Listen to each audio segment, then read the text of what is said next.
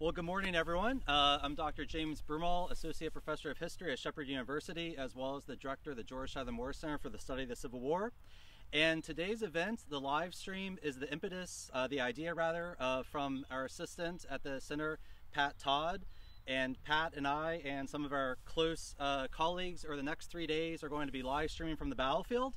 It gives me great pleasure today to introduce my good friend and colleague, Dr. Daryl Black, who is the Executive Director of the Seminary Ridge Museum. Daryl is an accomplished public historian and has been doing exquisite work on the grounds that we stand upon here today. And he's going to give us some orientation as we start this 3-day event concerning some of the actions that occurred on these very grounds. Yeah, it's 10 o'clock in the morning, and just to the west of where we're standing, we're in the swale between Seminary Ridge and McPherson's Ridge. This is really the hub of activity for the United States Army on the morning of July 1st. As troops come up, the Iron Brigade and Cutler's Brigade come up from the south from Emmitsburg and then deploy the Iron Brigade on the left and Cutler's Brigade on the right of the Chambersburg Pike. This is where the reserve forces from the 2nd Division of the 1st Corps are marshaling themselves in the hours after the first contact. This is where the first field hospital on the battlefield is established in the Lutheran Seminary. It's where Abner Doubleday spends a lot of time. This is where the decisions are being made and where the brain center of the Union Army's 1st Corps is concentrated and becomes the hub of activity on July 1st. The first action, of course, begins about 2 miles back to the west of us around Marsh Creek as Harry Heath's Confederates come down the Chambersburg Road and encounter the 8th Illinois Cavalry. It's about a 2-hour fight between Heath's skirmishers and the troopers from the 8th Illinois Cavalry and others from Buford's command. By 10 o'clock, they've been pushed back to the ridge here behind us, and the Confederates on the other side of the ridge, back at Hers Ridge, are marshaling to make a final push into Gettysburg. They're on a reconnaissance mission. They're looking to see what's in front of them. Because they don't have a cavalry screen in front of them and no contact with Jeb Stuart, Heath's division, followed by Pender's division, are going to make a reconnaissance and force on the Gettysburg area to see what's out there. And as these troops go into line of battle to push these skirmishers from the 8th Illinois Cavalry and from the rest of Buford's command back, sets the stage for the real beginning of the Battle of Gettysburg. So as you look back off to the west, you'd have seen the Iron Brigade back into the Herbst Wood area. You would have seen Rufus Dawes' 6th Wisconsin Infantry in the swale just behind the ridge as a reserve force. And this is the area where Reynolds and then Abner Doubleday are going to leave small reserve forces, emergency units to plug holes. They don't have a lot. But what they do have, they use very effectively. First, the 6th Wisconsin, and then later in the afternoon, the 151st Pennsylvania. But those troops are in this area or up towards McPherson's Ridge. Off to the north, you would have seen the left wing. On the other side of the ridge, you would have seen the left wing of Cutler's Brigade, the 1st Brigade that shows up on the field. They move across the top of Seminary Ridge and then take a position. 3 regiments on the north side of the railroad cut, and 2 regiments around the McPherson farm. And those regiments are going to be engaged by Joe Davis's Mississippi and North Carolina Brigade. Only 3 regiments of the brigade advance. The 11th Mississippi is left back in Cashtown to guard the trains, the wagon trains, and they're not on the battlefield until later in the day and don't participate in this initial contact at about 10:30 in the morning. And Joe Davis says they begin their advance about 10:30. They throw their skirmishers out, and their skirmishers begin to push the skirmish forces from Cutler's Brigade back towards McPherson's Ridge, and they're making great progress as the morning presses on. And so as they come up what Joe Davis called the cut ground or the rough ground back to the west, they are having some difficulties with the 147th Pennsylvania, the 76th New York, and the 56th Pennsylvania, putting up stout resistance. But eventually, the troops from Joe Davis's brigade, the 42nd Mississippi on the right, the 2nd Mississippi in the center, and the raggedy-ass 55th North Carolina. That's what the Mississippians call these late war volunteers, because the two regiments on either side, the 42nd Mississippi and the 55th North Carolina, were May of 1862 volunteers. The 2nd Mississippi, of course, goes into service in the late spring of 1861. And they're old line marching masters. They are the men who are the real diehards of the Confederate Army. They don't think very highly of these guys who had come in later on in the war. But those two regiments, the 55th and the 42nd, proved their worth in the fighting around the railroad cut. As they move forward, they push Cutler's men back. There's an order for the entire brigade on the right-hand side of the road, looking towards the west on the north side of the Chambersburg Pike. There's orders for them to pull back onto the Seminary Ridge area. They're being pressed very hard. There's artillery support that's up on the ridge that's in a pretty tight spot at this point. Hall's main battery had been sent forward to relieve Calif's battery of Buford's command. And Hall's battery is about to be overrun at about 11 o'clock. Joe Davis's troops swing up the ridge. They capture the main artillery battery, one gun from the main artillery battery, and then continue to push. And you can look off to the north and to the northwest, and you can pick up the overpass at the railroad cut. You can pick up a couple of the monuments. You can see the 6th Wisconsin's monument just at the foot of the overpass, and that's where the combat is really going to become fierce. The Confederates are moving forward. Cutler's men are being drawn back, the 76th New York, the 56th Pennsylvania, and the 147th New York does not get the order. And they are left out in the field and continue to fight until almost the point where they're cut off. Finally, they get the word to run back. They retreat. Davis describes it as a pell-mell retreat.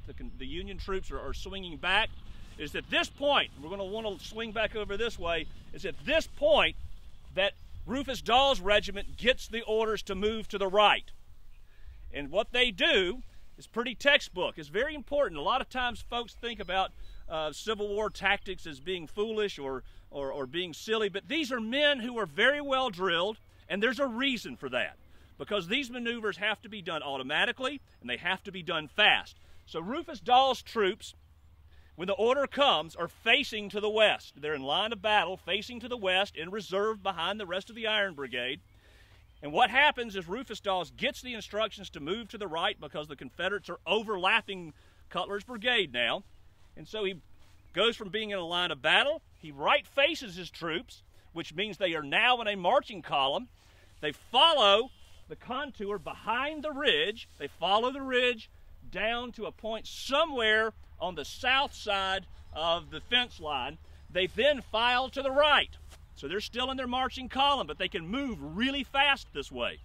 So as Davis's troops are beginning to come over the ridge, Rufus Dawes' men are almost shadowing them.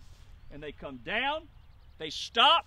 Rufus Dawes says, halt, front, and now they're in line of battle. Just as fast as I described it, as fast as this maneuver took place. The other troops in Cutler's brigade, including the 14th Brooklyn, who are up around the McPherson farm, are going to have to do a little bit more of a complicated move, and they have to change front to the rear and right. Pretty involved evolution of regimental and brigade level tactics. And it takes them a while to get turned around and moved from facing to the west to be facing to the north. Dawes' men are the first ones in line, and they begin a fire by file on the flank of Joe Davis's troops, who then swing into the railroad cut. They go from facing to the west or to the east to facing to the south. And Dawes said he didn't know that the railroad cut was there, and suddenly the Confederates had disappeared in his front. He thought they had retreated, but indeed they were only about 150 yards away in the railroad cut. And when they began to open fire on Dawes' troops, who are still on the south side of the Chambersburg Road, Dawes knows that something has to be done. At about this time, the rest of the two regiments from Cutler's brigade have made their change of front, and they are available to help move forward and push the Confederates out of the railroad cut. It's fierce fighting. Dawes orders a charge. He thinks it's the only thing that he can do, and given the ground that he's got in front of him and the strong position, potentially strong position that the Confederates have, it makes sense to make an attack to stop the Confederates from moving and to hold them in place. He charges. The 14th Brooklyn, the rest of Cutler's men swing forward. There's a fierce fight along the railroad cut. Dawes then sends some troops off to the right to fire down the end of the railroad cut. And they've got them. They're captured. 250 men or so from Davis's brigade are captured in the railroad cut area. The rest of the troops then pull out of the railroad cut area and stream back towards Hers Ridge. And that's the initial contact for Joe Davis's brigade. And the big moves that take place here early in the morning or mid-morning of July 1st, 1863. At the same time, well, not at the same time quite, but after this combat is over, as Davis's men pull back and as Archer's men pull back, the 2nd Division of the 1st Corps arrives on the field here. And if we look back to the west, back to the east, you will see where they begin to set up a very important line. And this is Gabriel Paul's brigade, and this is Baxter's brigade from Robinson's division, who are going to be in the area up in front of the seminary, stretching all the way back from Samuel Schmucker's house down towards the Fairfield Road, all the way up to the Charles Krauth house. They're going to build a barricade of rails and stumps and logs.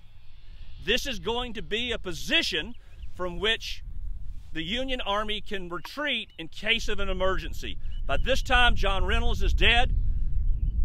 Abner Doubleday is in charge, and he puts in place this defensive position in that lull between about 11:45 or 12 o'clock in the afternoon, closer to 1 actually, according to Joe Davis, the lull in the fighting before Rhodes's men and Iverson's brigade, that we'll talk about in just a few minutes, make their attack. But Gabriel Paul and Baxter's brigade are both here building this defensive position.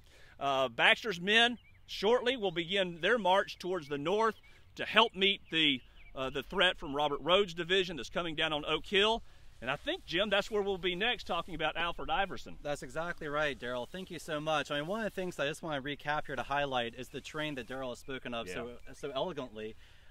So many of our viewers have probably been over this battlefield dozens, if not hundreds of times, but over the course of today and over the course of the 2nd and 3rd, we're going to really be emphasizing topography and the view from the ground. Yeah, it's hard to see. I remember when I took the job at the Seminary Ridge Museum 4 years ago, I remember reading Harry Fonz's first day book and looking at the maps of the first day's fighting, and I was completely confused by the problems that he was describing the Confederates having. The cut ground that Joe Davis talks about. You know, I guess for a guy from southern Mississippi, this is pretty significant terrain and features that you're not used to. So when you begin to see this in person, and you begin to look at the changes in elevation, you really get a sense of the difficulties that the attacking force is going to have all 3 days. If you look back, this doesn't look like much of a hole that we've got here, but we're pretty low. And this is and we'll talk about this later on when we talk about the final attack. But this is what one of the 1st South Carolina veterans describes as a bowl. And it's a hard spot to be in. It's much bigger than it looks at first glance. The drop-off behind the ridge is pretty significant. This is going to really come into play when we talk about Iverson in a little bit. The sight lines are very difficult. Junius Daniel has all kinds of problems in seeing the Union line as he advances later in the day. His brigade breaks in half. He's got all kinds of problems covering these very large fields.